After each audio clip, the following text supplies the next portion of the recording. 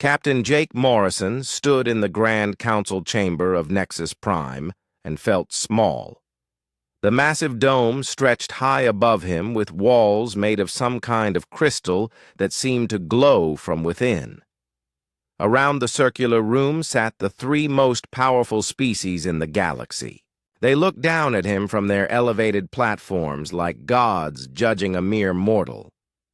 The Kethmori sat to his left. Their bodies were covered in what looked like living crystal that shifted colors when they moved. Ambassador Vorthak was the largest of them, with crystal formations on his head that resembled a crown. His forearms ended in claws that could slice through steel. The Kethmori had ruled the galaxy through military might for over 10,000 years. To his right were the Velthari. They had pale gray skin and heads that were twice as long as a human head. Their large black eyes never blinked, and Jake knew they were reading his thoughts right now. The Velthari could speak directly into minds and had developed technology that seemed like magic to most other species. Behind him sat the Zefkan delegation. They had four arms like the Kethmori, but their skin was golden and smooth. They wore robes covered in symbols that hurt to look at directly. The Zefkan controlled all trade in the galaxy and had more wealth than entire star systems. Jake represented humanity. Earth had joined the Galactic Federation only 50 years ago. In galactic terms, this made humans barely more than infants. The other species never let them forget it. Dr. Lisa Park stood beside Jake. She was his chief scientist and one of the smartest people he had ever met. Her dark hair was pulled back in a simple ponytail, and she wore the standard blue uniform of the human fleet. She carried a data pad with information about human achievements, but Jake doubted anyone here would care to hear about them. Commander Tony Williams stood on his other side. Tony was shorter than Jake, but built like a fighter. His job was ship, security, but he also served as Jake's tactical advisor. Tony had a way of seeing through alien politics that kept Jake from making serious mistakes. His brown eyes missed nothing as they scanned the room. Engineer Sophie Chen was the youngest member of their team. She had joined the crew fresh from the academy, but her work with alien technology was already legendary among human engineers. Her small hands could fix systems that baffled engineers with decades of experience. The meeting had been going on for 3 hours. Jake had requested permission for human ships to join exploration missions into unknown sectors of space. The humans had proven they were capable workers, and their ships were reliable even if they used older technology. Vorthak spoke first. His voice sounded like rocks grinding against each other. The human petition is denied. Exploration requires species with proven abilities and advanced technology. Humans possess neither. The Velthari representative was a tall female named Cythara. Her voice appeared directly in Jake's mind without passing through his ears. We have observed human thought patterns. They are chaotic and unpredictable. Such minds cannot be trusted with important missions. The Zefkan speaker was called Merchant Prince Kelnoth. He had been quiet during most of the meeting, but now he leaned forward. The cost of equipping human vessels for exploration would exceed any possible benefit.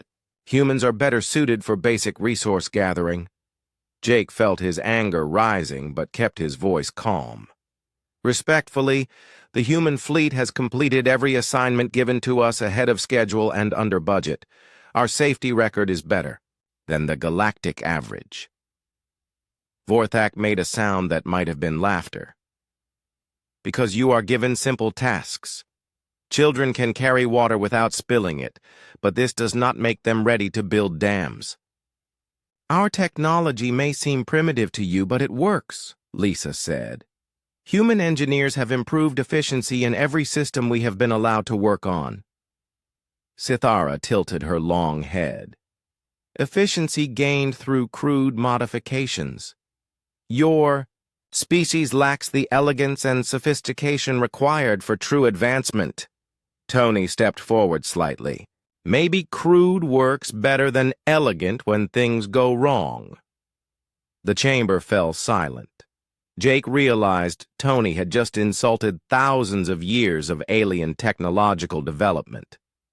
The three species prided themselves on the beauty and complexity of their systems. Kelnoth spoke slowly.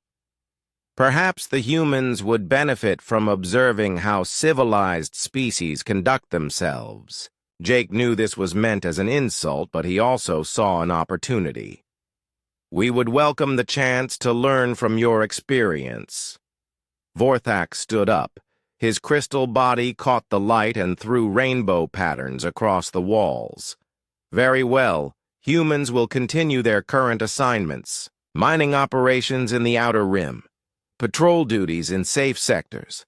Resource collection for Federation projects. When you have proven yourselves capable of these basic tasks for another decade, we may consider more advanced roles. The dismissal was clear. Jake bowed slightly, which was the proper protocol when leaving the council chamber. His team followed him out through the massive doors. Once they were in the corridor outside, Tony shook his head. 10 more years of asteroid mining and cargo runs. It could be worse, Sophie said quietly. At least they did not ban us from Federation space entirely. Lisa looked thoughtful. Did anyone else notice how they described their technology? Elegant, sophisticated, beautiful, but never practical or reliable. Jake stopped walking. What do you mean? Think about it. When was the last time you saw Keth Mori energy weapons actually work in combat?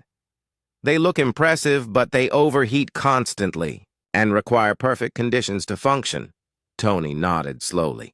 The Velthari telepathy is amazing until they meet a species that thinks differently than they expect.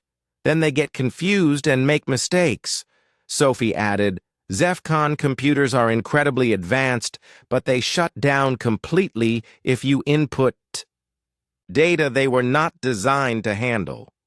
Jake looked back at the council chamber doors. Are you saying their superior technology has weaknesses? I am saying their technology is designed to look impressive and work perfectly under ideal conditions, Lisa replied. Human technology is designed to work under terrible conditions with minimal maintenance by people who might not understand how it works. They walked through the corridors of Nexus Prime toward the docking bay where their ship waited. The new Frontier was smaller than most Federation vessels, but it had carried them safely across the galaxy many times. Its hull was scarred from asteroid impacts and solar radiation, but every system worked exactly as intended. Jake thought about the meeting as they boarded their ship. The three great species of the galaxy had dismissed humanity as primitive and worthless. They saw human technology as crude and human thinking as chaotic. They believed their own advanced civilization made them superior in every way. But Lisa was right about one thing. For all their advancement, the aliens had grown used to perfection. Their weapons needed perfect targeting computers. Their ships needed perfect maintenance. Their plans needed perfect conditions. Humans had learned to fight with broken weapons and fly ships held together with spare parts and hope. They made plans expecting everything to go wrong and then adapted when it went wrong in ways they had not expected.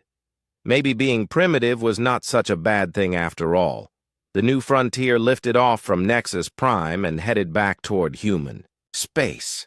They had a new assignment waiting, another asteroid field to survey, another cargo run to complete, another chance to prove that humans could handle basic tasks. Jake settled into his command chair and looked out at the stars. Somewhere out there were challenges that would test more than just technology and traditional thinking. When that time came, humanity would be ready. The great species of the galaxy thought they knew what power looked like. They measured it in energy outputs and technological complexity. They believed superiority came from advancement and tradition. They had never considered that real power might come from the ability to adapt, to improvise, to keep going when everything fell apart. Humanity was about to teach them what power actually felt like. The Hegemony Alliance Council met in emergency session aboard the massive space station that served as their political headquarters. Representatives from 12 alien species gathered around a circular table, their faces showing the fear and confusion that had gripped the galaxy since humanity's return. The humans had given them 72 hours to begin evacuating former human territories, and half that time had already passed. High Counselor Vextar of the Ethereal Collective spoke first, his voice trembling with an emotion his species rarely displayed: terror. The human mental defenses are unlike anything we've encountered. Our psychic probes simply bounce off their minds as if they were made of solid metal. We cannot read their thoughts, influence their decisions, or predict their actions. SynthArc Prime Unit 7 flickered its optical sensors in distress. Our attempt to penetrate human-computer networks has failed completely. Their artificial intelligences are not merely programs. They appear to possess genuine consciousness and actively resist our intrusion attempts. It is as if they have created digital souls. Admiral Thekmar of the Corvin Fleet slammed his clawed fist on the table. We cannot simply abandon 3 centuries of conquest because some human survivors have returned with new technology. The Alliance controls 1,000 worlds and commands fleets that number in the tens of thousands. We have the numbers to overwhelm them. The other counselors looked at the Corvin Admiral with mixtures of pity and disbelief. Reports from Earth had made it clear that numerical superiority meant nothing against human technology. The humans had disabled the most powerful defensive network in the galaxy without firing a single shot. "What do you propose?" asked Counselor Rethan of the Zephyrian Empire. "Our intelligence reports suggest that human ships can appear and disappear at will. They can disable our weapons without destroying them, control our computer systems remotely, and coordinate attacks across multiple star systems simultaneously. How do we fight an enemy we cannot see or predict?" Admiral Thekmar stood and activated a holographic display showing the disposition of Alliance forces throughout the galaxy. "We gather every available ship from all member species and concentrate them at Centauri. If the humans want a war, we give them the largest fleet battle in galactic history. Even their advanced technology must have limits." The plan was desperate, and the counselors knew it, but they also knew they had no choice. The alternative was surrendering their empire without a fight and accepting exile from territories they had ruled for 3 centuries. The Hegemony Alliance had grown too comfortable with power to give it up easily. Over the next 18 hours, the largest military mobilization in galactic history began.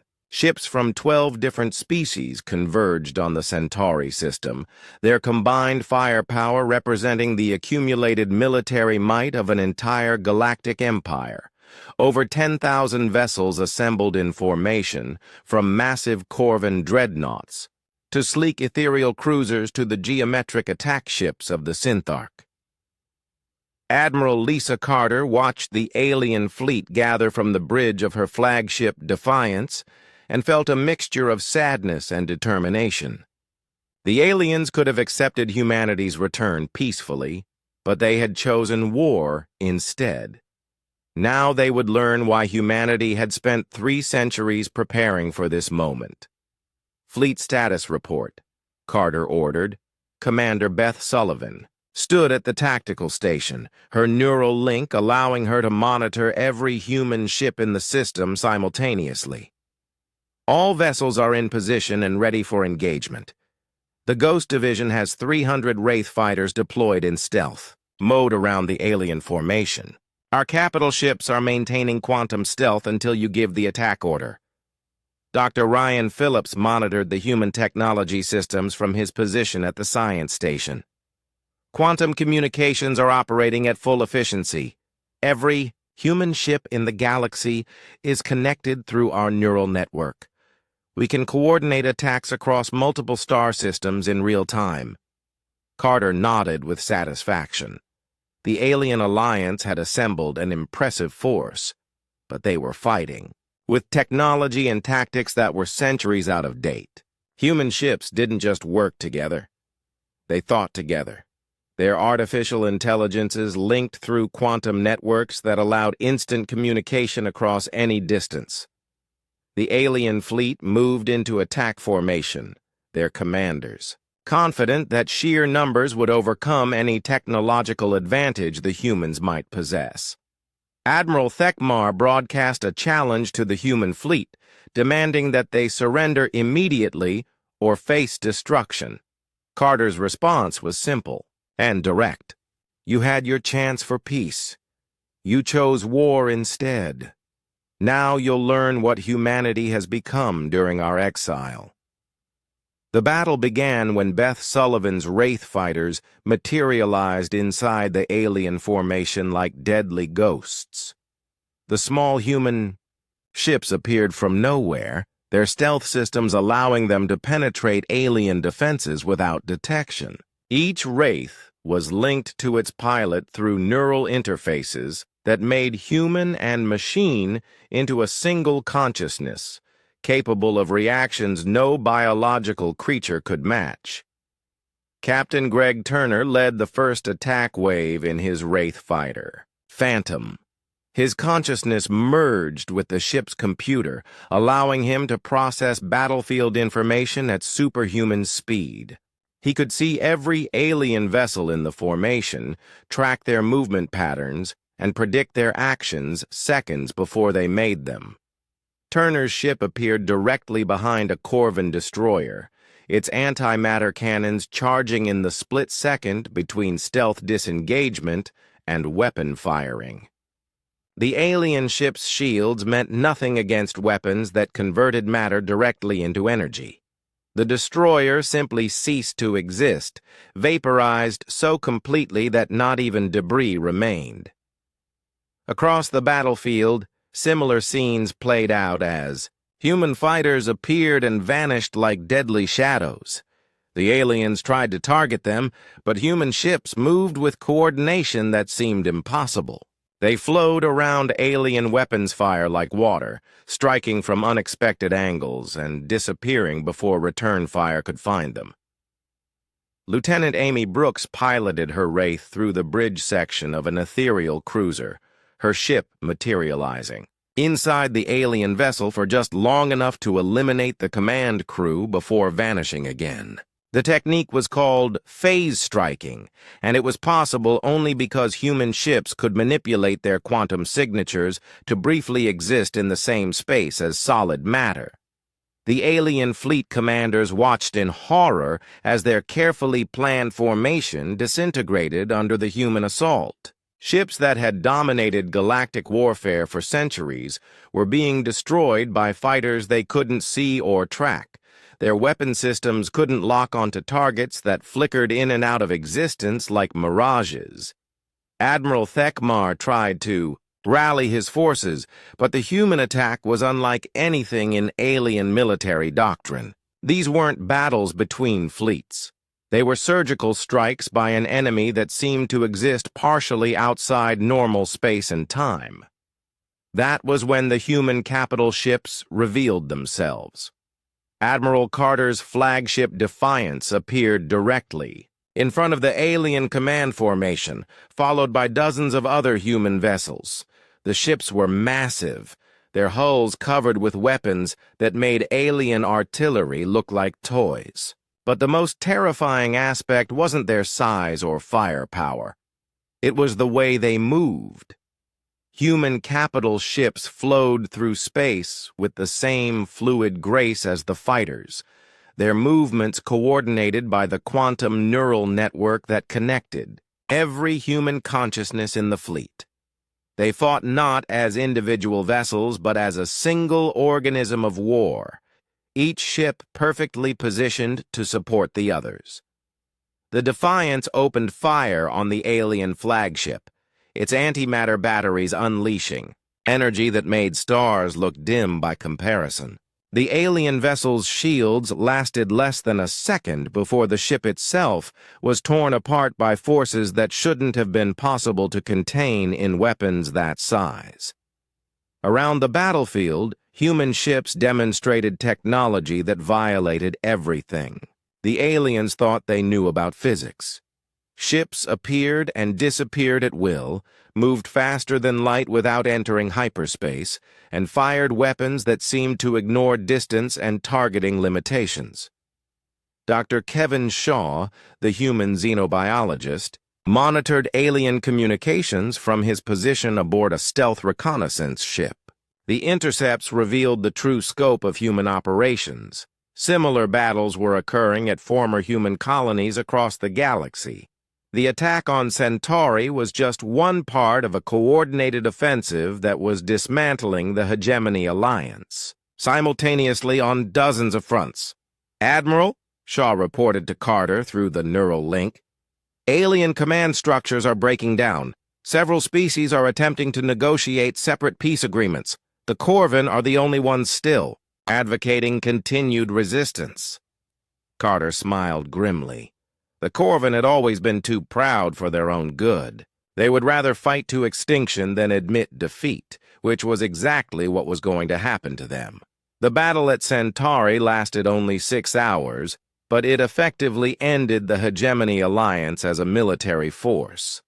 10,000 alien ships were reduced to scrap metal and energy signatures, while the human fleet suffered no casualties at all.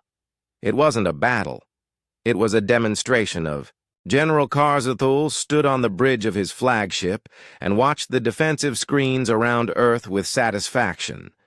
The Corvin had spent 3 centuries turning humanity's birth world into the most powerful military base in the galaxy. Massive, orbital stations bristled with weapons that could destroy entire fleets.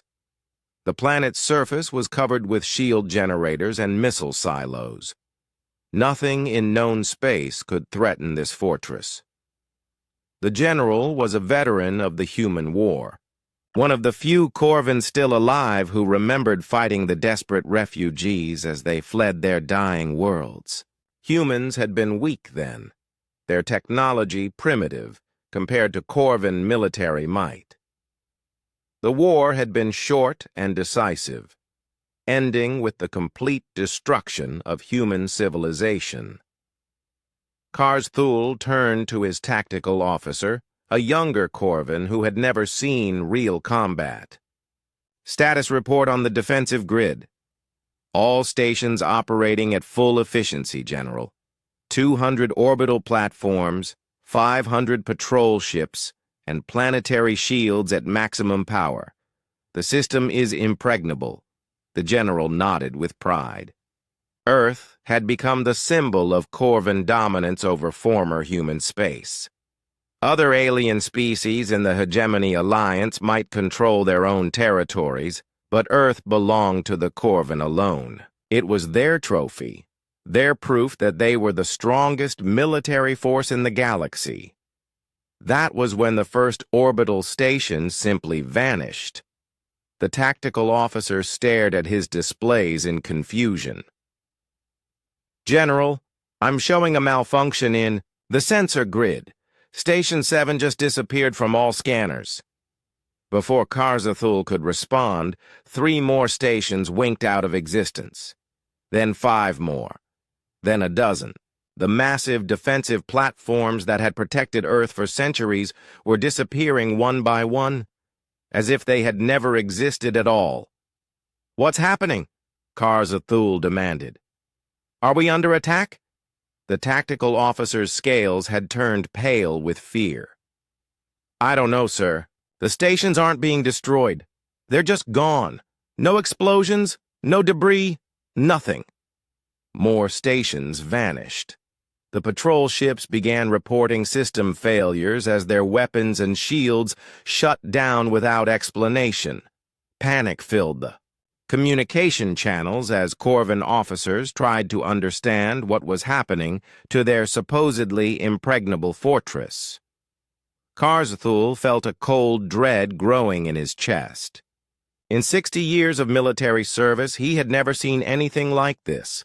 Enemies were supposed to attack with ships and weapons, not make fortifications disappear like magic.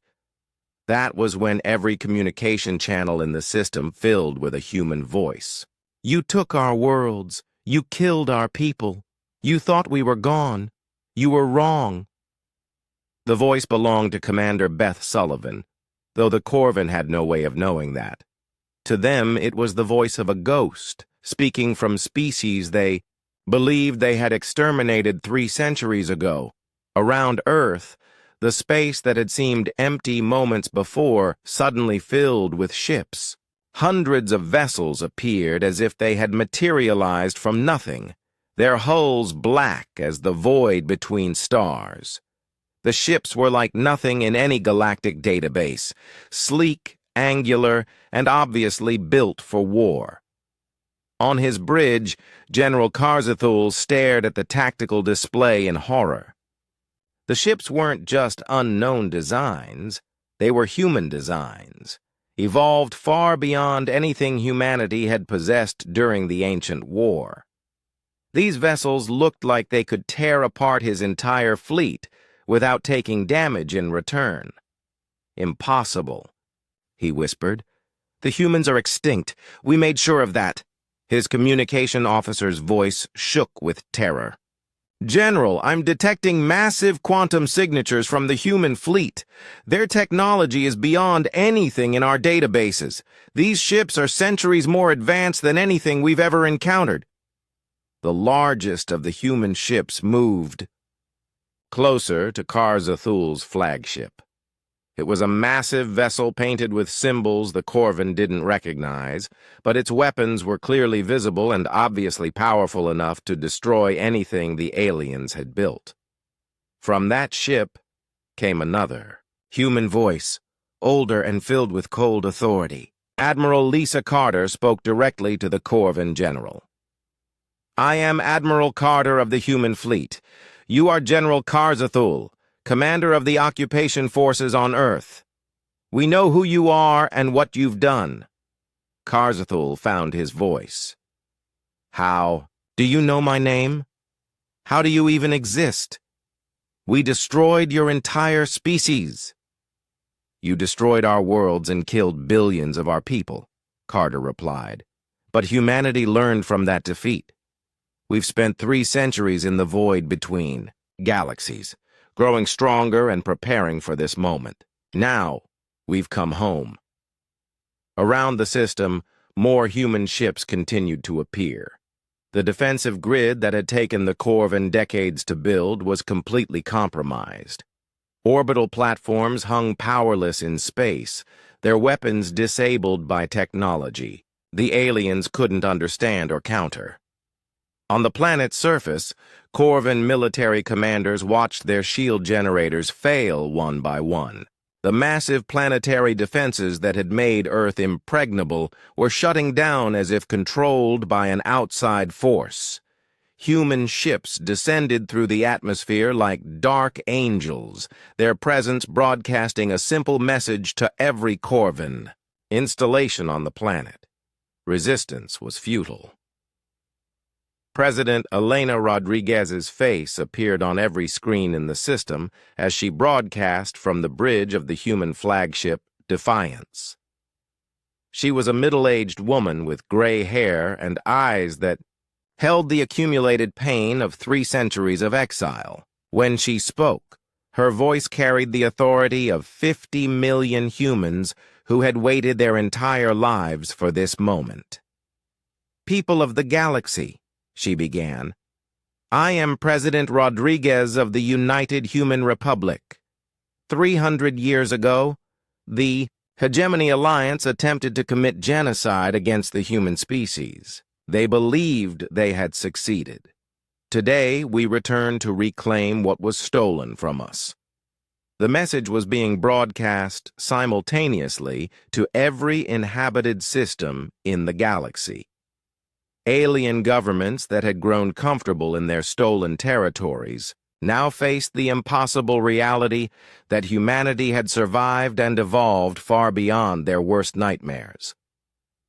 "The Hegemony Alliance has 72 hours to begin evacuating all former human territories," Rodriguez continued. "We are not interested in prolonged warfare or unnecessary bloodshed. Those who leave peacefully will be allowed to relocate to other systems. Those who resist will face the full power of human technology." On Earth, General Karzathul tried desperately to contact the other members of the Hegemony Alliance. The ethereal collective should have detected the human presence with their psychic abilities. The Syntharch should have been able to hack human computer systems. The other 9 alien species should have been preparing to repel this impossible invasion. Instead, he found chaos. The ethereal homeworld was reporting that their psychic network had been somehow blocked, their mind readers unable to penetrate, human mental defenses. The Syntharch were discovering that human computer systems were protected by artificial intelligences so advanced that they seemed almost alive. Every alien species in the Hegemony Alliance was facing the same terrifying realization. Human technology had advanced far beyond anything they could understand or fight. The species they had nearly exterminated had spent 3 centuries becoming something more dangerous than any force in galactic history. Beth Sullivan's Wraith fighters began landing on Earth's surface, their pilots emerging from ships that seemed to think and move like living creatures. These humans were different from the refugees the Corvin remembered. They moved with perfect coordination, as if they were all connected by invisible threads. Their equipment was seamlessly integrated with their bodies, making them seem more like machines than biological beings. The neural link technology that connected human minds to their ships and weapons was beyond alien comprehension. To the Corvin, it looked like magic. Humans who could control technology with thought alone, who could coordinate attacks across vast distances with impossible precision. As Corvin forces on Earth began to surrender, General Karzathul made one last desperate attempt to restore his planet's defenses. His technical officers worked frantically to restart the disabled systems. But human technology had infected every computer network on the planet.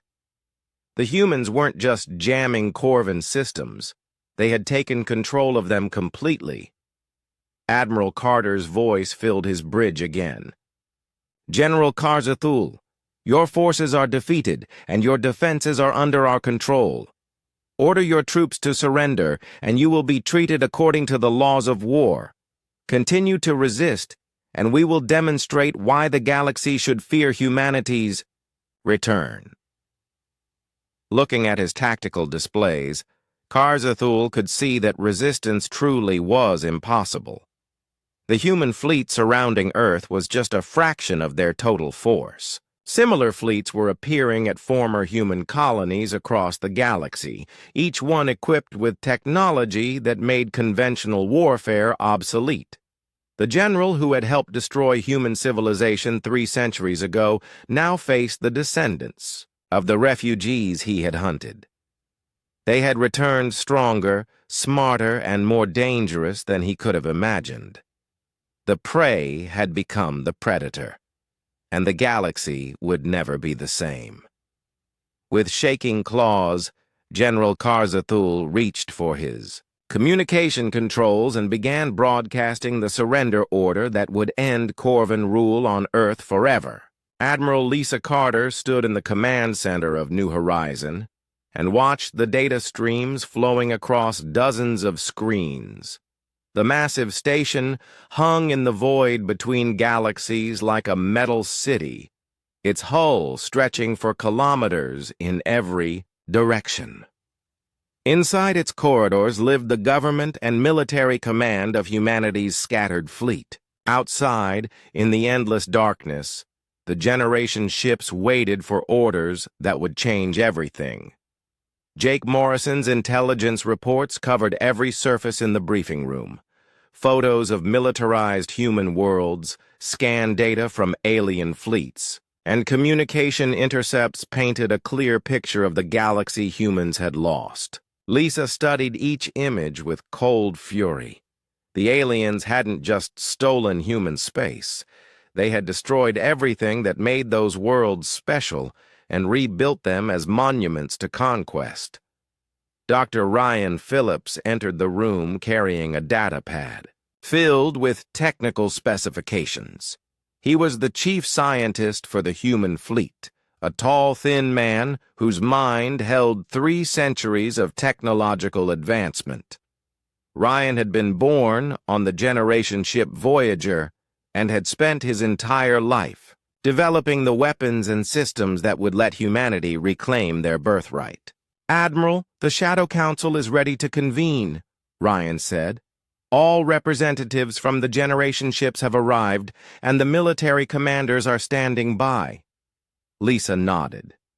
The Shadow Council was humanity's secret government, made up of elected leaders from each generation ship and the military officers who protected them. They had been planning for this day since the Exodus began, but now it was finally time to act on those plans.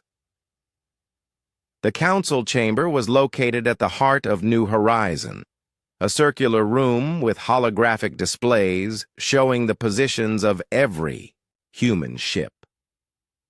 12 representatives sat around a table made from metal salvaged from Earth's moon, each one speaking for millions of humans who had never seen their true home.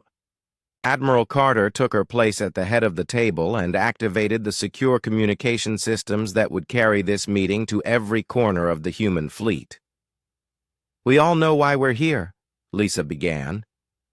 "Captain Morrison has confirmed what our long-range sensors have been telling us for months. The alien alliance is weak, divided, and completely unprepared for our return. They think we're extinct. It's time to prove them wrong." Representative Elena Rodriguez spoke first. She was the elected president of the civilian government, a woman in her 50s, whose grandmother had been one of the original Exodus planners. "The civilian ships are ready to support military operations. Our manufacturing facilities have been producing weapons and supplies for this moment for decades.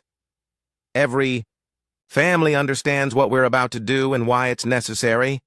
Commander Beth Sullivan leaned forward in her chair. She was the leader of the Ghost Division, humanity's elite strike force. Beth had spent her entire life training for combat against aliens who had never seen modern human technology. Her pilots were linked to their ships through neural interfaces that made them faster and deadlier than any alien warrior.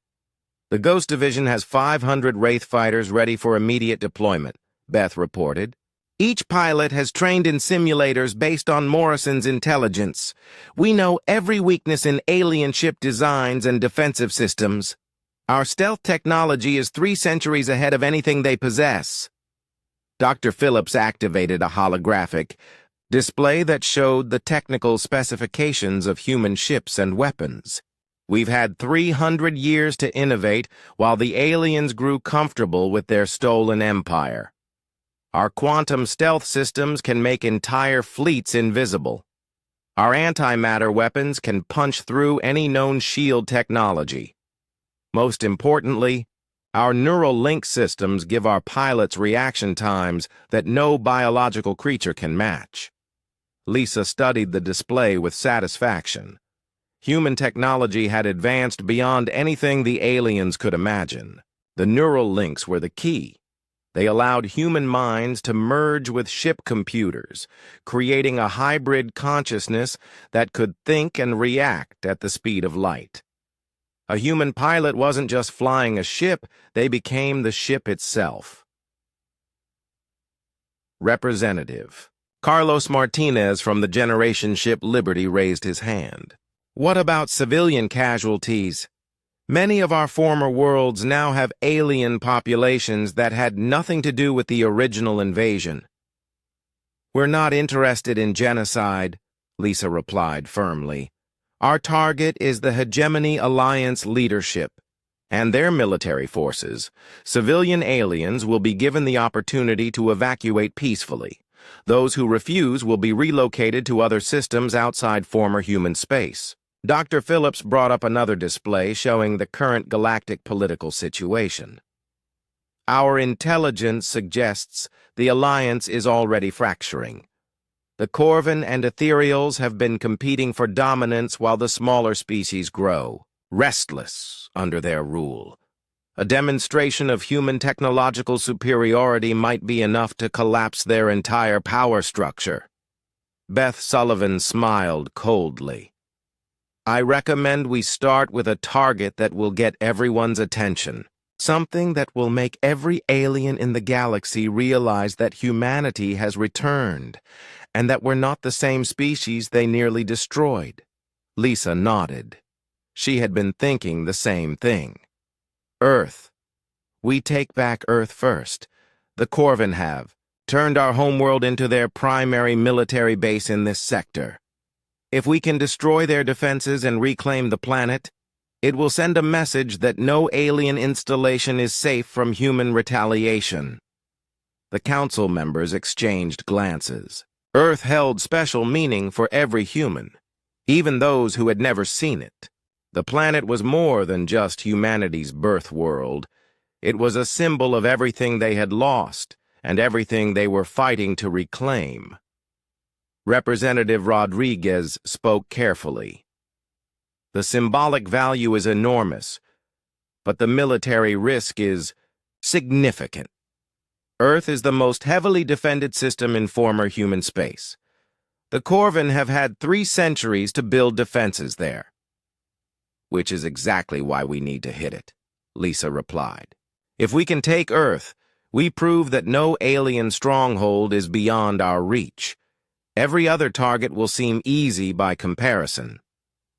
Dr. Phillips pulled up tactical data on Earth's current defenses. The planet was surrounded by orbital weapons platforms, shield generators, and patrol fleets. The Corvin had built enough firepower around Earth to stop any conventional invasion fleet. But they had designed their defenses to fight the technology they remembered from 3 centuries ago, not the advanced systems humans had developed during their exile.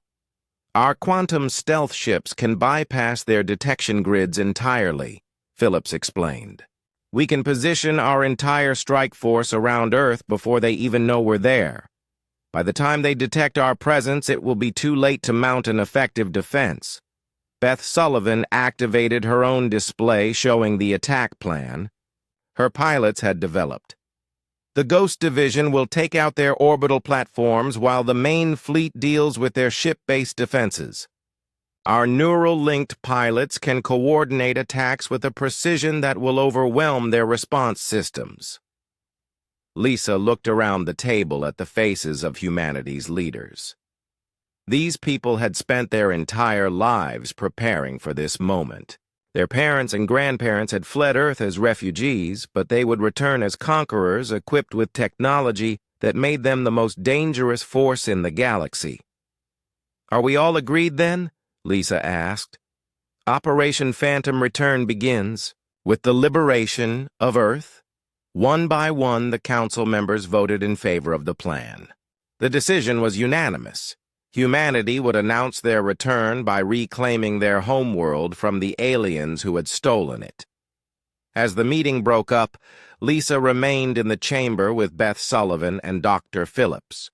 They had work to do preparing for an operation that would change the balance of power in the galaxy forever. How long before we're ready to move? Lisa asked. Beth checked her command pad. The Ghost Division can deploy immediately. All pilots are in peak condition and their Wraith fighters have been upgraded with the latest stealth and weapons systems. Phillips consulted his technical reports.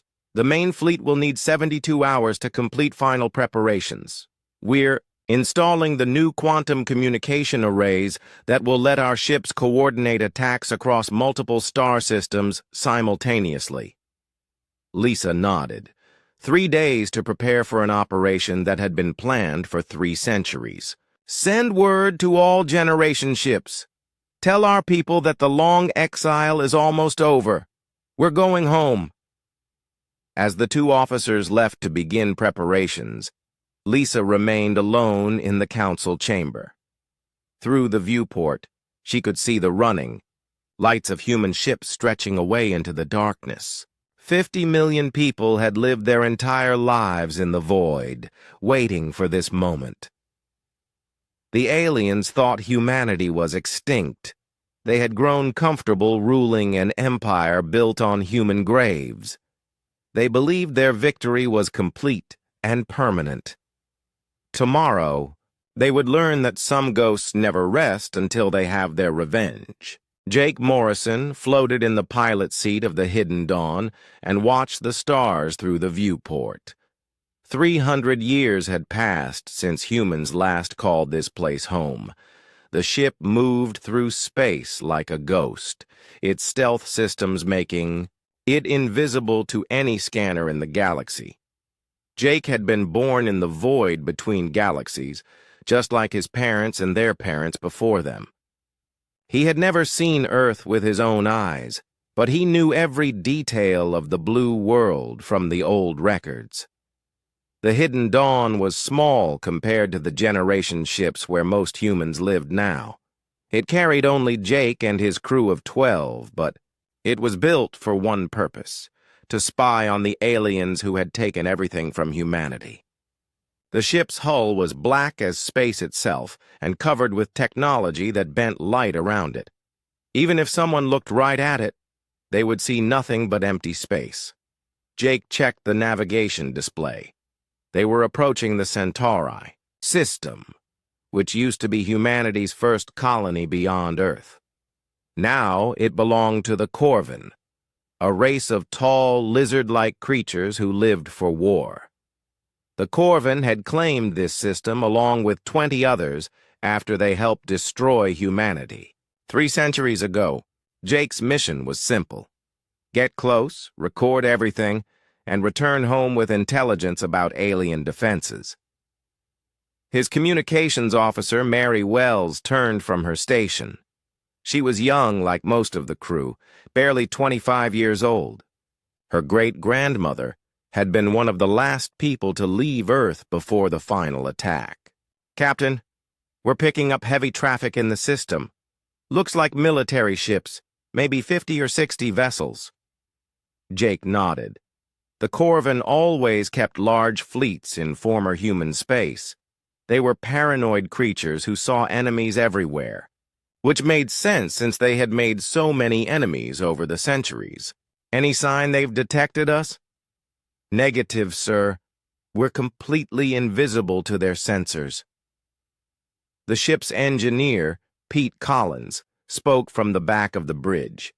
He was older than the rest, almost 40, and had spent his whole life working on stealth technology. The new quantum dampeners are working perfectly. Even if they scan us directly, we'll just look like cosmic background radiation. Jake smiled at that. Human technology had come a long way during their exile. When the Exodus fleets had fled Earth, they carried only basic stealth systems and weapons that were barely equal to alien technology. 300 years of desperate innovation had changed everything.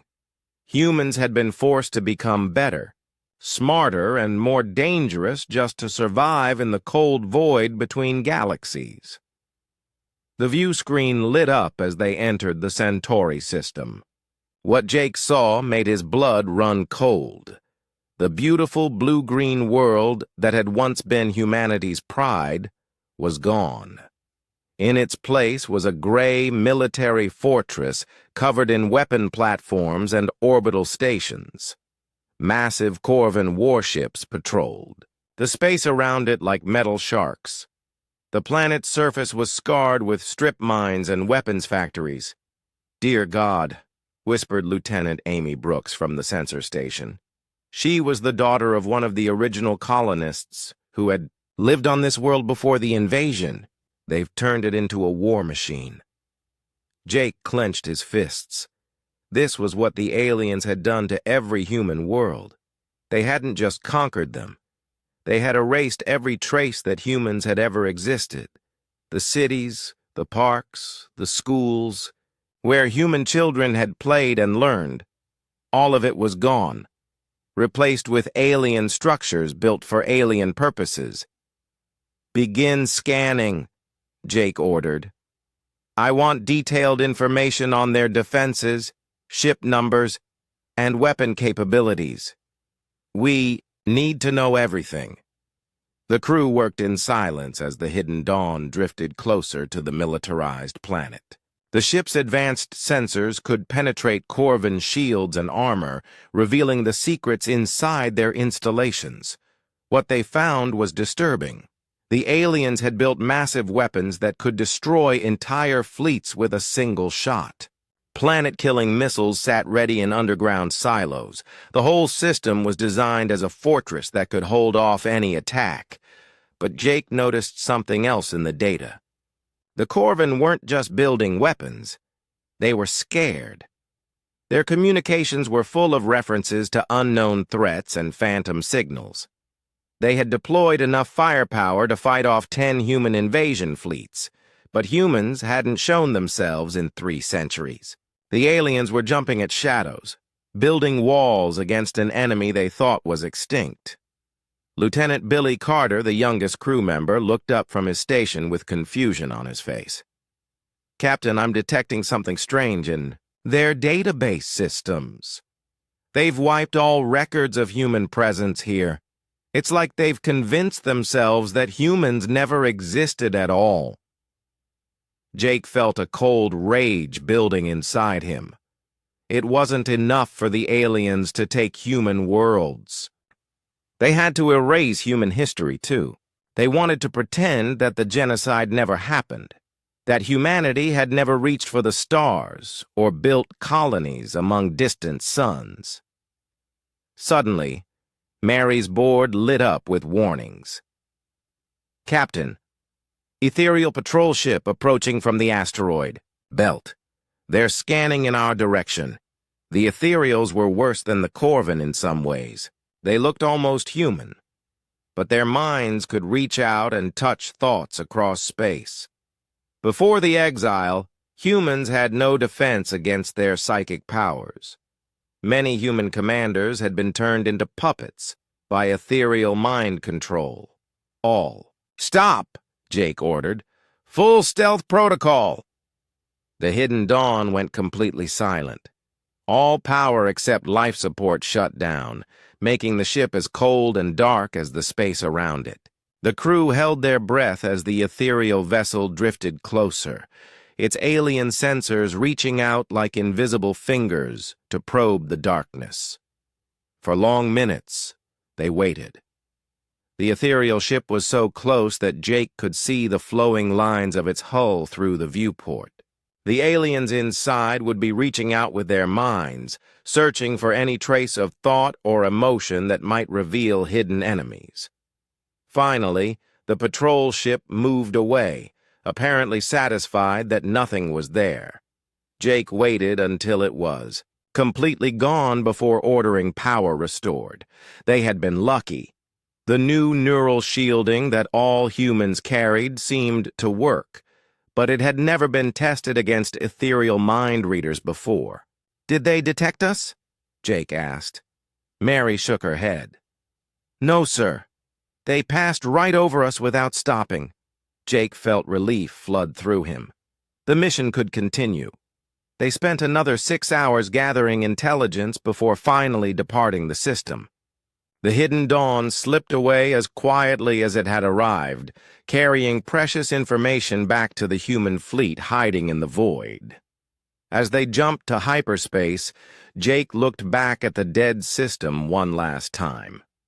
The aliens thought they had won, completely. They believed humanity was extinct and that their crimes would never be punished. They had divided up human space among themselves and built their own civilizations on the bones of human dreams. But they were wrong. Humanity lived on in the darkness between stars, growing stronger with each passing year.